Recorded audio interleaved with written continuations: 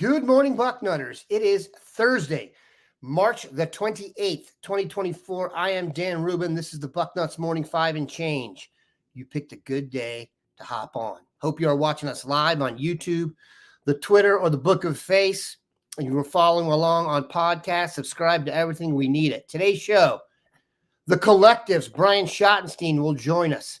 Everything you wanted to know about NIL and Ohio State, complete update for the first half of the show. Then we will be joined by the dynamic duo, Mark Porter and Bill Kurelic, to talk recruiting. Big weekend coming up. There have been decommitments, there are commitments, etc. And you know what we have to do? And then I start the show with Manscaped.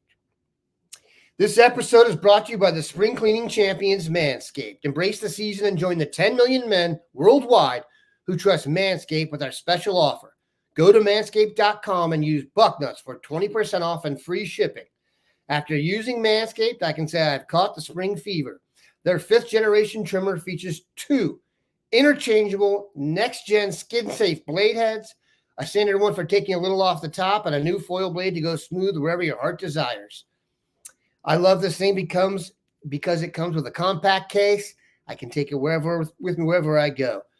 Spring cleaning doesn't just apply to the nether regions. Get the full grooming experience with Manscaped's signature Beard Hedger Pro Kit and Handyman Electric Face Shaver 2.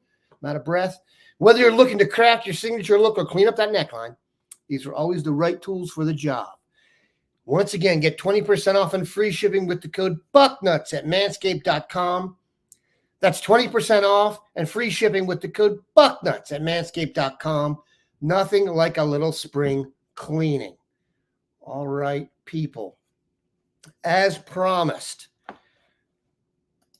Brian Schottenstein, head of the foundation, our NIL Lifeline, is here. Brian, how goes it on a surprisingly sunny Columbus day? Good morning, Dan. I really appreciate Bucknuts and all of your support. We have a great partnership. We have a lot of exciting things coming soon with Bucknuts and the foundation. We definitely do. Kind of bring us up to speed on where the collective is right now. A year ago, there was probably some concerns, and now we've just had the off season to stop all off seasons. I'd like to see you top this next year. Just your thoughts on how everything is going, how the funding has been, just kind of like now that you've done this for 18 months, how you feeling about things? Well, we're about 2 years into this, and we got up and running. We were the first collective to launch, and our brand has really taken off. As you know, I think we're one of the top collectives in the country, and really appreciate Buckeye Nation's support. Beginning of this year, we did an amazing job fundraising, millions of dollars we were able to bring in through the foundation. And as you saw, the retention we had with a lot of the current student athletes that you would never have had, before without NIL. And also they want to come back to win a national championship as well. And then also in the portal with Caleb Downs, who signed with the foundation, Will Howard, who signed with the foundation, and a lot of the top players that not only we retained, but came in, were part of the foundation. We just signed on with Sonny Styles and Davis Venosin and a lot of the top names. So in the first 2 years, we've helped support over 70 student athletes on football and basketball. So if you look at it, it's really just about every starter on football and basketball has been helped supported by the foundation. So I'm really proud of that.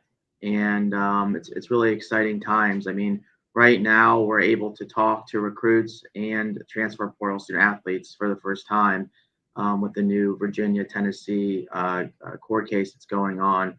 So that's a different world. It's really the wild, wild west more than ever before. That also means that your donation is more important than ever before. All the money we raise goes directly to the student athletes. We're a nonprofit 501c3, and it's more important ever than before if you want championship teams. Whether you like NIL or not, it's here to stay. So we have to play with it, and we got to win. And we love the student athletes giving back to the community as well, as we are 501c3. So we have many charitable touches for the student athletes. Will either go volunteer, they'll do marketing for the charities, hundreds of different appearances throughout the last couple of years. So that part is nice too. Definitely have been able to follow a lot of that on your social media as well. And we've talked about this. The guys at Ohio State's recruiting, they're very fortunate. We get to recruit the well-rounded guys. We get to recruit the guys who are great in school, who are great kids, and not just that, they're great football players. It's the blessing of being at Ohio State. I put this your heralded appearance up on our message board and asked some of our premium subscribers to ask some questions, and then we will also get to whatever good ones come out of the chat here. But first comes from St. John's 45.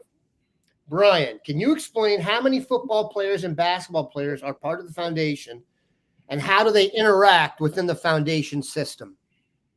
So in the first 2 years, we've supported around 70 student athletes on football and basketball. Obviously, more of those are football. I think around maybe 20 on basketball and 50 on football.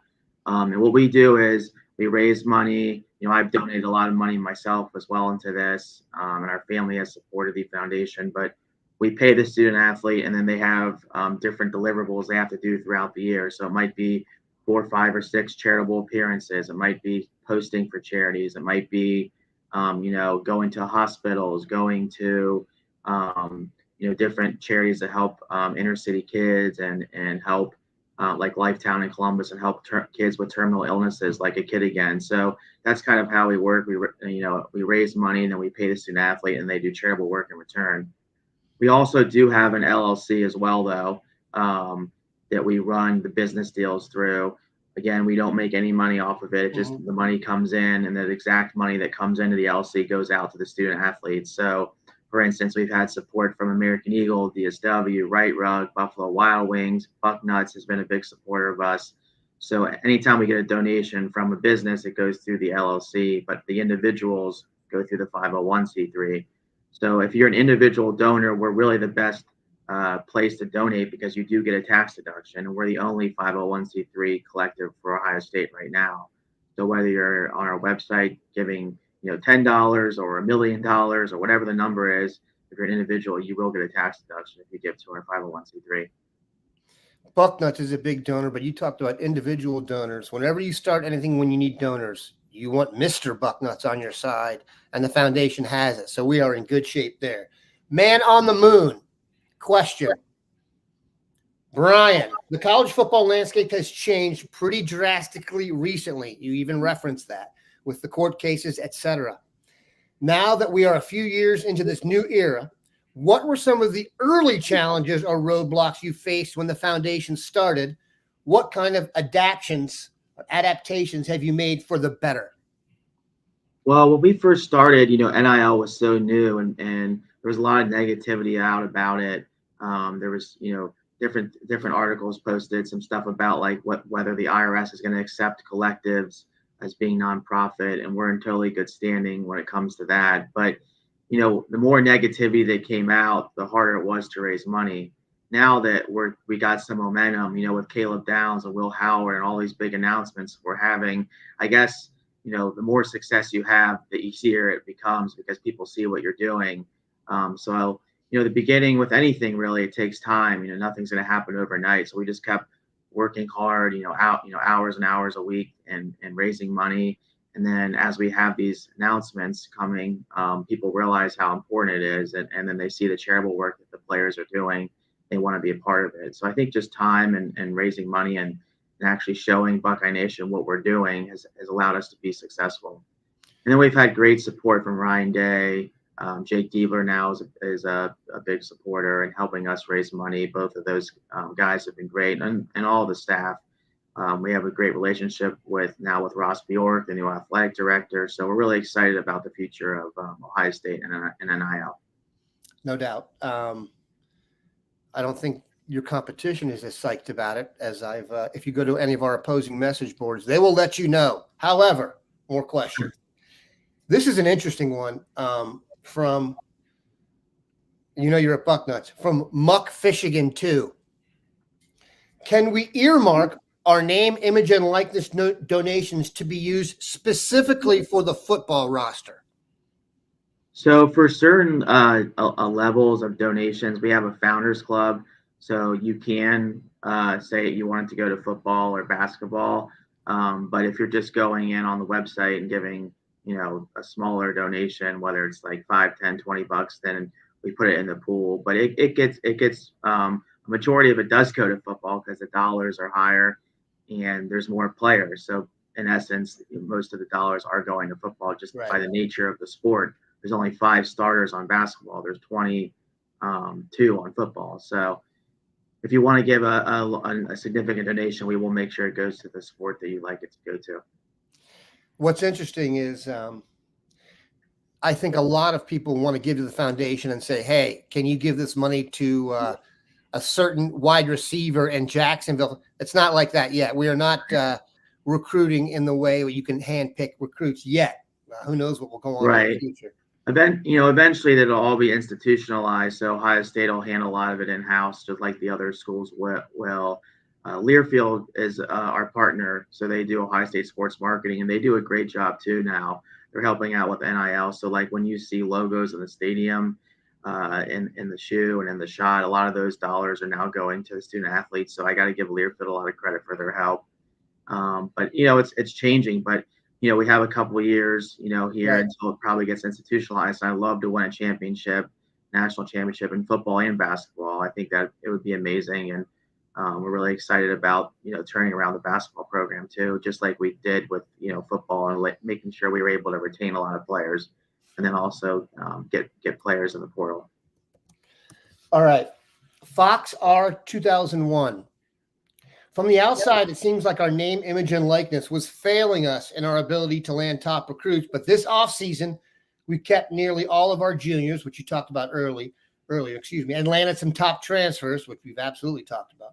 From your perspective, Brian, did anything change in the foundation, like a bigger influx of funds, or was it something the coaches may be doing differently, or just coincidence? Whatever the case, keep up the great work.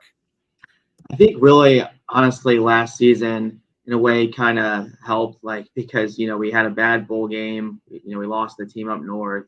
I think people realized like we really need to get behind NIL and the foundation, and started. We started making calls and getting donors. Our family stepped up a lot and donated, but really like Coach Day and Coach Diebler and the administration understood it. Now they're helping a lot too, which has been a big boost, and Learfield's helping. So I think just all hands on deck. It was just like perfect timing. People realized like how important it is to have a quality NIL program with Ohio State, and so we were able to raise significant dollars, and that was part of the success. Was just how everything worked out after this last season. Here's the question we probably get the most from those who are deep in. How well, this is from Shaft Bucks, excuse me. How well does the foundation and the 1870 Society get along? It seems as if having two similar NIL groups going after similar players and sports would cause dollars and personnel to be split up. Thanks for all the foundation does for Ohio State athletics. So we're separate entities. They're a for-profit LLC. They're a business. We're a nonprofit 501c3. So everything we do is transparent. We file a 990. Even for the LLC this year, we're going to show our statements for that, so everybody can see what's going on and how we're not making any dollars. We're both trying to help.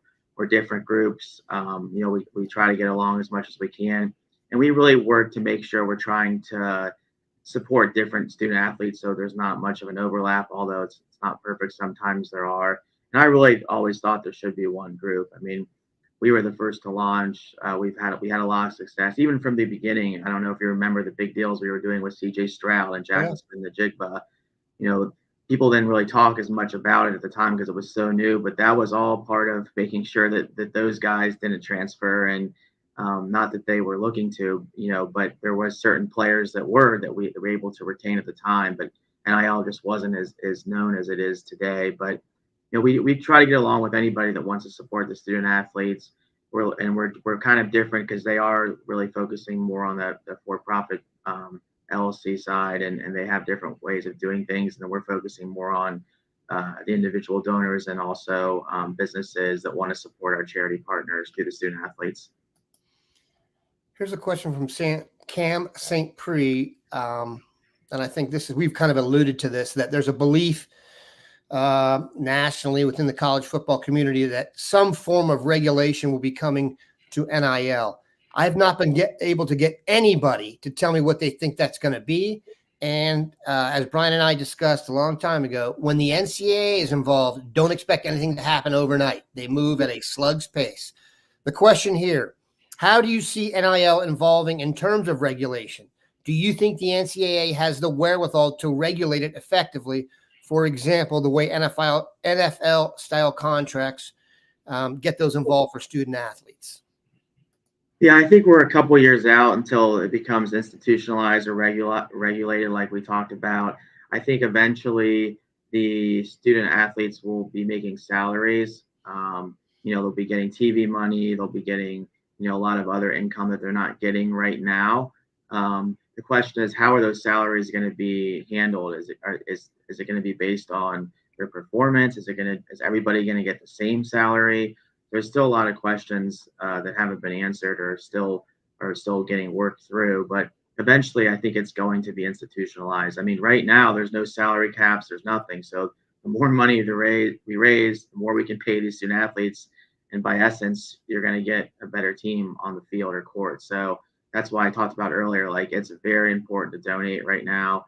The portal's opening up for football. It's open right now for basketball. So any support you could give to the foundation would be great.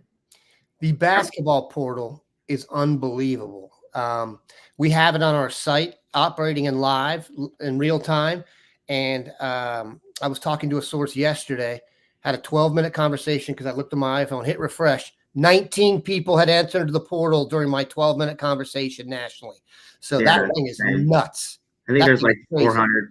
I think there's like 400 players in it right now, and it's going to populate even much more once the tournament's over because it goes to like May 1st. So this is really the first time that we're able to talk to players in the portal, legally with the new Tennessee Virginia ruling. So it'll be interesting to see who we're able to get on basketball, and then probably be doing the same for football here after the spring game.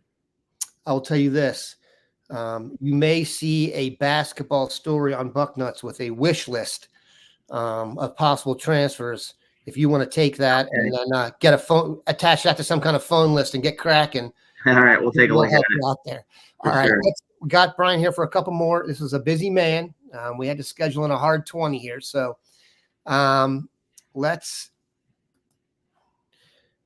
how long do you think the current NIL, we just talked about this, but kind of touch on this. How long do you think the current name, image, and likeness style will last or even can last? And am I right in this? I've been saying that Ohio State is in a great position right now just because of our size and general financial wherewithal. Am I right about that? Yes. I mean, I think right now we're the leaders when it comes to NIL. I mean, you've seen it this offseason and you've seen it in what we're doing. So, although it is the wild, wild west and it's a ton of work, like right now we're in a good situation. So the more it gets regulated, it could get normalized. And I don't know how that would affect Ohio State, but I think ultimately whether it's a year or 2 years from now, Ohio State will always be in a good position because we have such a great brand. We have so much businesses throughout the state that support Ohio State and how important it is for Ohio State football to be successful and just Ohio State in general. So I think we'll be in a good position. I agree. We are very thankful for all that the foundation has done. I've said this. If you had polled the group 5 minutes after that Missouri fiasco and told them and literally just wrote down who we were going to add and what was going to happen and who was going to come back, it's been just a Herculean effort, and we are tremendously appreciative of what you guys have done. We're happy to be involved. And like I said, our relationship with the foundation as a collective is something we're extremely proud of. We've been on it from the start because we kind of knew this was going to work. I'll leave you with this. Brian has to go. Someone wants to make a donation, small or big. What do they do? So you go to our website, thefoundationohio.com. We have a Scarlet prize pack. So for $75 or more a month, every single month, you get a prize to your doorstep, whether it's an autograph, jerseys, VIP tickets to our events. And then we also have something called the Founders Club. For different levels, you get perks, inside access to practices at the Woody Hayes, team walk into the shoes. So there's a lot of different perks you can get if you look at our experiences menu on our website. But whether it's $10 or $100,000, every donation really matters. We appreciate your support. Again, our website is thefoundationohio.com. And even recurring donations, we've done a really good job raising that. Our recurring donations went up a lot this year. So we really appreciate anybody that subscribes on a recurring donation basis. Make sure you are following the collective on all their social media platforms for all events and goings on. Brian, could not appreciate it more, brother. Have a great day. Thanks so much. We have a lot of exciting news coming and many more events for Buckeye Nation. We appreciate your support, Dan and Bucknuts, and we appreciate Buckeye Nation. Right on. Yeah, that's Brian's the best. And like I said, what an off season we've had. Going to be hard to top this one. That's for sure. One question I didn't get to ask was whether he thought the JT Jack Sawyer crew thing will be this year's crew will do the same, but we'll leave that for his next interview. I've got Bill and Mark on the line here. Let's do this. Let's do this. Let me read this to you here. All right. Nuts.com, and I don't mean Manscaped. We are fortunate to get free swag sent to us for this. The nuts.com is the thing my family wants the most. Whether you're someone who is always on the go and in need of snacks to fuel your day or simply enjoying a plethora of snack options within arm's reach for nights on the couch, nuts.com is your ultimate snacking destination. If you're shopping for a family, you will need a lot of different things. Nuts to keep you full between meals, sweet treats like malted milk balls or dark chocolate-covered pretzels for an after-dinner treat, snacks like butter-braided pretzels the kids can grab before practice. Nuts.com makes it easy for the whole family to shop with their extensive variety. Nuts.com is your one-stop shop for freshly roasted nuts, dried sweets, pantry staples like specialty flours, and more. Right now, Nuts.com is offering new customers a free gift with purchase and free shipping on orders of $29 or more at Nuts.com/Bucknuts. So go check out all of the delicious options at Nuts.com/Bucknuts. You'll receive a free gift and free shipping when you spend $29 or more. That's Nuts.com/Bucknuts. And look who's here.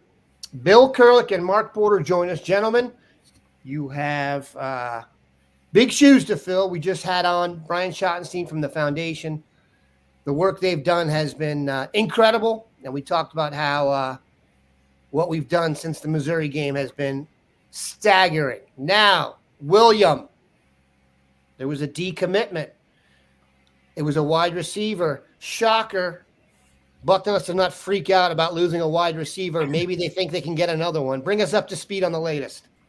Well, that was Javon Boggs from Cocoa, Florida. Anything but a shock. It's one that you could pretty much see coming, kind of from both ends of it. Things that were happening as far as his posts on Twitter, and then of course he was taking visits. He went to a couple of different schools, including Miami, and he had more visits planned for that matter. He had a Georgia visit planned for this weekend. And I had that all in my story that I posted as soon as he announced it. Again, it was kind of a thing you could see coming on Ohio State's end. They've been bringing hello, Deetra, by the way. Good morning. And they've been bringing in some of the country's absolutely highest elite wide receivers in the country on visits, and those visits are continuing.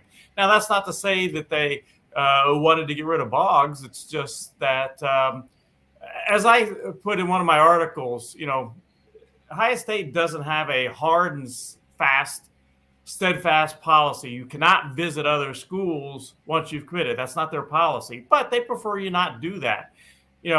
If you're Jeremiah Smith, it's pretty hard to say, no, you're not visiting anywhere else, because there aren't many, if any, Jeremiah Smiths out there besides Jeremiah. But in the case of Javon Boggs, really good player, very good player. But with him visiting other schools and with all the talent you got coming in, it was time to split ways on both ends, and that's what happened. Mark, you did a review of Javon Boggs, and he can play. Your thoughts on him boogieing? Where would you put him in context with all the guys you've done reviews of recently? Because he fits that, I don't know, we're going to call this mold the Garrett Wilson, Chris Olave mold, let's say. Yeah, I'm glad we're giving him the due. Like a lot of times when a player is committed to Ohio State and he decommits, all of a sudden we're like, nah, he's not that good. And, no, he was really good. I mean, but that position to me is one where there's other guys that can, replace him. I don't think that's like a quarterback or a left tackle. When we lost out on Brandon Baker last year, I'm like, oh boy, there's not another one of those out there, and there's certain positions where you get that feeling. It's not like that at receiver. And all due respect, he was a great player, would have been great here, fine, he'll be great somewhere else. But there's going to be a lot of players to choose from here. And Brian Hartline, if we were going to put pressure on someone in the staff to come up with another guy, I'd throw some pressure on him. I'm sure he'll be fine. So my thoughts I read it and I really didn't blink and, like the way I would have with some other guys. And, and I guess you fall in love with certain other players like Caleb Downs. When we lost him to Alabama, you're like, and it felt so right. Just can't, Bill said it months ago, there are 5 stars and then there are 5 stars. And, I don't think he's one of those guys at the top. And I'm saying that not to bang on him, but that's where this is in the relative pecking order of recruiting. Can we, and I say this preferably, can we keep the chat outside of foreign destinations where they're talking? Come on, guys. Anyway, no, it's impressive. It's impressive. It's a sure sign that the Bucknutters, I think, really do have a good sense of a good pulse.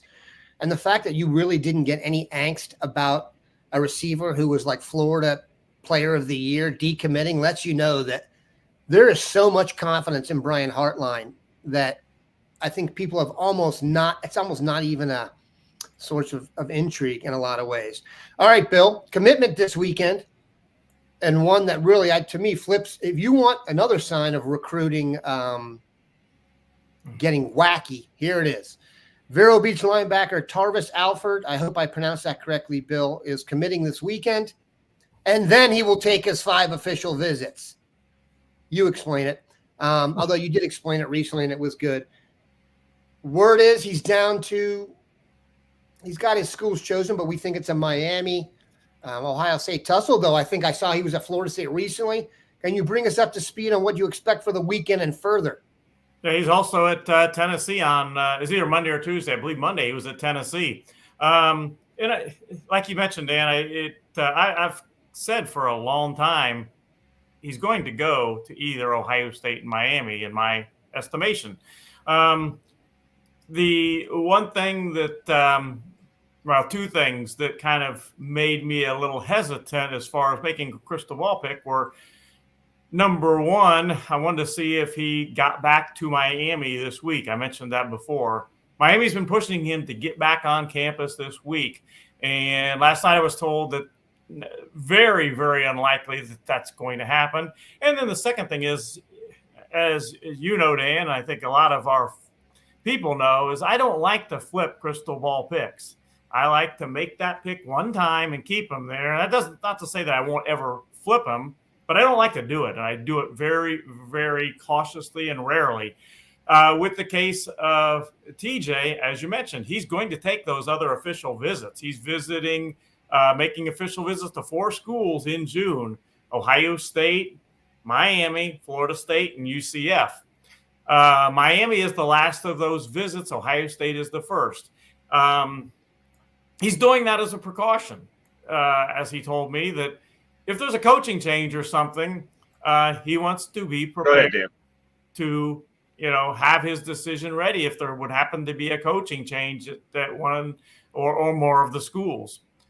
The Miami visit still concerns me some at the end, but I feel good enough that I think he's going to not only, in my opinion, commit to Ohio State on Saturday, but stick with it. But again, it's a little dicey when you got your last official visit scheduled to Miami. As I've said, Saturday does not end his recruitment. He's got 4 official visits to go, and Miami is not going to give up, and I don't necessarily think Florida State is as well. Yeah, those of you playing along at home are getting to see some video of Alford, and he is a heat-seeking missile. Mark, you want to bring us up to speed on what we're watching here? Yeah, I mean, the athletic ability is, to me, what jumps off the screen right now. His feet and change of direction, and, he might be one of the more athletic linebackers I've seen us recruit in the middle for a while. He's definitely not Eli Lee in the middle, right? Eli Lee's the guy who's going to go blow up guards and slam into tackles and shut down the C gap. He's playing in there, and he does it with a different style of explosion and athletic ability. It wouldn't shock me if he played out at Sam, and he has like maybe strong safety athletic ability to me in there. Some of these plays he's making, just the closing speed to the running back, the way he avoided blocks there. He didn't take on anybody. He sidestepped them backed up, danced around, and still made the play. Different style of play, definitely an athletic buy is what you're getting here. If I was buying this player, I'd be buying athlete. When I watch guys, that first name that comes into your head of someone you've seen before, he reminds me of, I don't know if you guys remember this, Ernie Sims, who played linebacker at Florida State, who was not very tall, but just a freakish athlete and tremendous tackler, was a first-round draft pick of the Lions? Detroit Lions, I believe, yeah. Kind of a sawed-off guy, but just that kind of burst, that first, like when he makes the decision to go, he almost, the first blocker can't get him because it's such an angled attack, and he's off to the races. Very impressive. Yeah, definitely a more athletic, inside-looking guy, which makes me wonder what he could do once he got here, or once you put him maybe in a different spot. He might be more of a will linebacker, because he might have to get out in space, and I wouldn't mind him being one-on-one with running backs and stuff like that. Yeah, he's something good, something special. Bill, who else is visiting this weekend that we need to know about? It seems like the door is pretty wide open here in terms of visits now that spring practice is in full effect. Yeah. First of all, I think an interesting name I posted on our site this morning. In fact, I chatted with him briefly. We've talked about the quarterbacks, the 2026 quarterbacks that are now in the pool, so to speak, with all the new offers and all. You got Will Griffin, you got Jonas Williams, Dia Bell, Brady Smigel, Noah Grubbs. All those quarterbacks have offers now from Ohio State. Troy Hune, I should say. He is from San Marcos, Mission Hills, California. He's a 6'4", 205-pound quarterback. He's at Ohio State right now. He is here with his dad. Again, I spoke with him briefly this morning. It's a one-day visit. Would not shock me in the least bit if Ohio State were to add him to the offer list today. We'll see, but that certainly would not shock me at all. You look at his offer list: UCLA, Cal, Arizona State, Notre Dame, Penn State, Oregon, Texas, Michigan State, Nebraska. It's a very good offer list. So we'll see what happens today. But I think that's a very interesting addition to the visit list for today. Now, hold on a sec, Bill. Bill. Those of you playing at home, again, we have video of said QB throwing the ball right now, and my guy has a cannon. Not a lot of arc on those deep balls. Those are some frozen ropes. Mark, am I wrong about that? Yeah, right there on cue. He just threw a shot in the hole down the sidelines. It's like he said, "Oh, you want to see arm?" and he gave you one. A very flat ball to the corner of the end zone for about 35 yards right there. This is the traditional quarterback we've been recruiting at Ohio State. The pocket passer, the guy who puts his back foot in the ground and then releases it. The delivery, the footwork is all synced up pretty well. I want to see him get out and scramble here, but it looks like he moves around pretty well. There's right on cue. He's going to scramble for us. Best athlete on the field, no, but very adequate, it seems, to move around. Fast thoughts coming out of my head. There we go with another scramble. Nice keeping the eyes downfield. Looks like he's a pretty complete passer, I would say. Pocket guy for sure, though. Yeah, pocket guy for sure. The 6'4", I think he looks all of that more on film. Buys time right there. You've seen a couple times that we use his eyes downfield.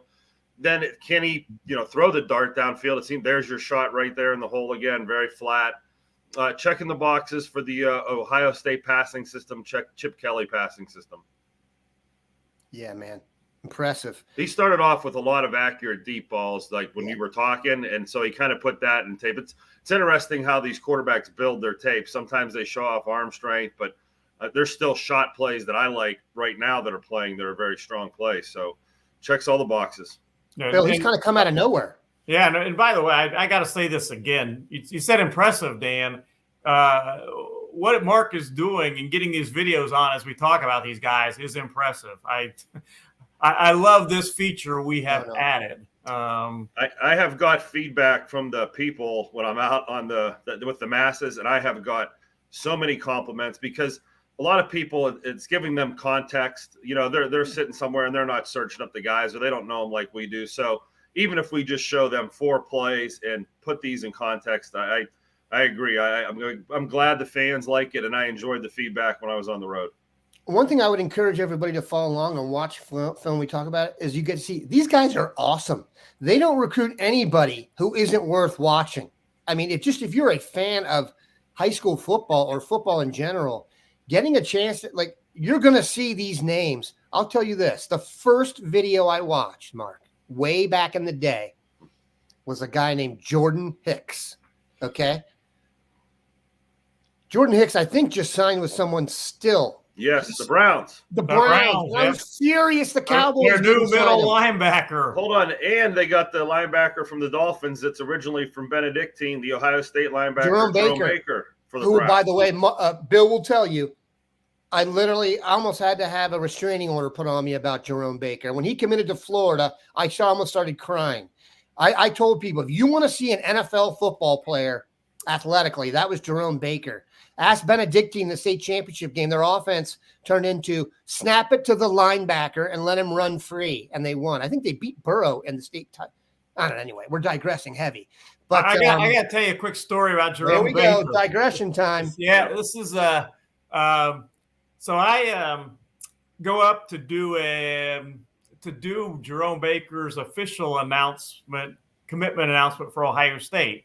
So I go up to Cleveland and do it. It's a weekday morning, late morning. I think he did it. So I'm covering that Jerome Baker announcement. Time out. Baker signed with the Seahawks. We got that wrong. Apologies.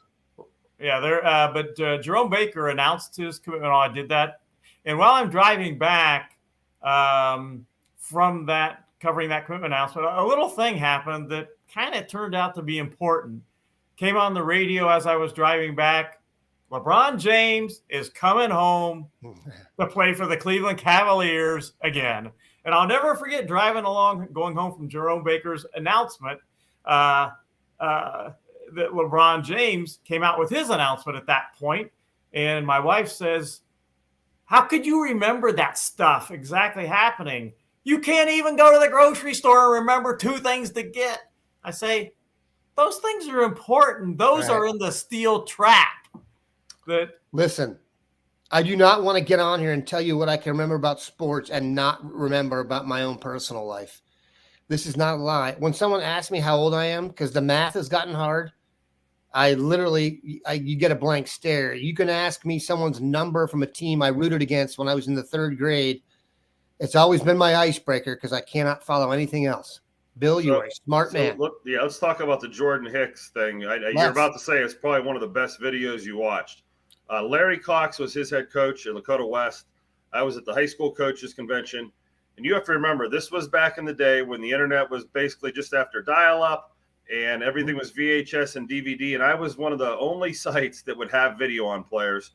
And I remember we walked out to his car at that convention and he handed me the DVD that said Jordan Hicks. And it was like getting like this holy grail Bigfoot film. Like, I've heard about this kid. All I've done is hear for months about him, and I had never seen him. And you put the tape in, and it's just like we're doing now. Like 5 plays in, you're like, oh my gosh! And when that video went out, it was immediately back then one of the biggest played videos I've had. And boy, he was a tailback, a linebacker. He's much like the player we just watched. So I'm glad you brought up his name, and we have totally digressed to other things. But Jordan Hicks, I can't believe he's still in the NFL. And because I can of his rare athletic ability, that's the reason why. Yep. But look, Jordan Hicks, and we talk about Jerome Baker. They're still in the league. Yep. You know, we talk about all this other stuff. Those are probably the two best athletes off the top of my head. I'm sure we can come up with some others, but those are the ones who fit the prototype. I'll leave you with this, and then we'll let everyone go. We'll go for. I have a couple clips of a quarterback I watched last night. I know that. We're going to finish with Nathan Bernhard from Okay. Ashland. I got that. But the finish of the digression, I digress about the digression. What made that video of Jordan Hicks so impressive was that he was running down routinely a quarterback from Huber Heights, Wayne, that you may know as Braxton Miller. He ran him down from behind like 3 times on the tape. And it was, here's what I remember about it. I stood up. You knew who else had an incredible tape, and I watched after that was Michael Bennett. But Hicks was the one I remember the most. And that's true. He did. Hicks came down to Florida, Texas, and Ohio State, and he's not really from Ohio originally, and everyone thought we were going to get him, and he went to Texas, and that was brutal. All right, we're going to finish with some free video. This is free content you're getting here. You do not have to pay anymore.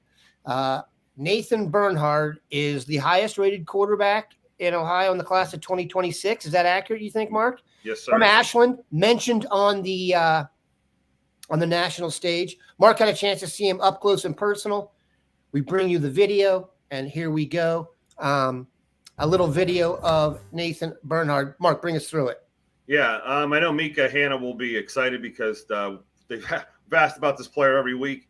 And what I did is I caught him up at QB Accelerate for Brad Mandler. And they're just going over some sequencing here when they start off. I know this is slow motion, but they're trying to sync up his delivery with his feet, with his hips. You're seeing the ball stay above the shoulder there. I mean, to watch these guys warm up and talk about the specifics in quarterback play is pretty impressive. But the reason they're doing this is because he has the upside, or maybe even greater than Drew Aller. I mean, he's an imposing 6'5". If I thought he was lying when he said 6'5", if he would have said 6'6.5", I would have said sold. You know, so he's very imposing, and I think that's what's making him rise up the boards. Now, all this work you're seeing here is what he's working on now. It's funny, they're working on the Elite 11 workout, okay, where you're going to go through all those throws.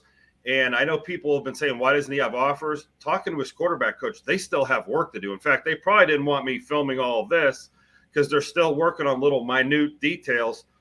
They're probably gunning for the top spot in Elite 11. That's the type of mentality I think they're taking into that.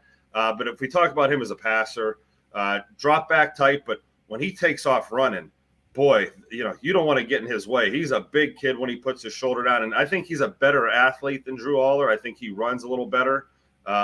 So for the interest in him, we saw him at the Ohio State camp last year. He told me he was at the spring practice, I think the 19th. So he's, on the Ohio State board. I think they're gunning for like Elite 11 tune-up and go to the Ohio State camp this summer, and that may be where you see an offer come in. There's a little bit of a Tavian St. Clair feel to this. As I watched him again yesterday, I'm like, ooh, there was a little jump since the last time I've seen you. That same feel I get when I see quarterbacks that make those little jumps. And, this training for these guys is really going to pay off, and dollar signs with these guys stay after it, because I would have considered him a project freshman year quarterback. Now you see the polish. So there's a quick evaluation on him. Bill, I'll give you the last word here and we'll send it off. But there's no question that Ohio quarterbacks are very interesting to schools. They go everywhere. You can go look at any roster. You're going to have several starters outside the state of Ohio. What's your thoughts on this dude? Is he an Ohio State caliber quarterback? What's the future for him and the Buckeyes? Yeah, I think he's got time to find out, really. We're still in the early stages. Ohio State does not rush quarterback recruiting. That's a recruitment they don't rush into. They want to see kids throw in person, if at all possible. Like I said, I think that Troy Hune is a really good candidate for an offer now to join that list. And they're going to see all these kids this spring and summer. Chip Kelly's going to go out on the road. He's going to watch them. They're going to get their order. They could end up, who knows, seeing Nathan Bernhard and offering, and we'll just have to wait and see. But Nathan Bernhard's a good quarterback, and I think he's on the radar screen. We'll just have to wait and see how he looks when schools go out and visit, evaluate him more. And I think Iowa State will do just that. One thing is clear: adding Chip Kelly to the mix has not damaged quarterback recruiting whatsoever. Another thing that hasn't been damaged, these two guys. Look, 45 minutes, that's 5 free minutes of content. You can't get that anywhere else. We appreciate these guys stopping by. Have a good one, Bucknutters. And special thanks to Brian Schottenstein for stopping by and getting things going with the NIL and the collective. Have a good one, Bucknutters.